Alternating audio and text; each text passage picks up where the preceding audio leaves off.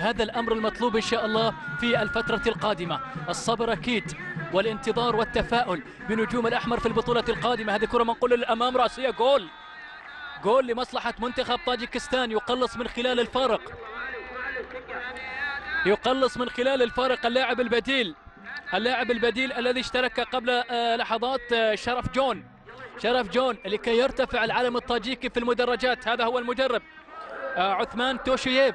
كنا نتحدث عن الكرات العالية التي يجب أن يركز عليها بين فيربك أكيد، لأن منتخب أوزبكستان يتميز بهذه الكرات. شوف اللقطة الماضية، على فكرة هذا خطأ يتكرر لأكثر من مرة، في شوي يعني سوء تفاهم بين قلبي الدفاع سواء ناصر الشمالي أو خالد البريكي، ولكن هذه تعليمات المدرب. أنا متأكد أن بين فيربك سيطالع شريط المباراة، سيتحدث مع لاعبيه، مع كل المدافعين سواء أحمد أو الشيبة أو المسلمي، مع الجميع، أن هذا الخطأ لا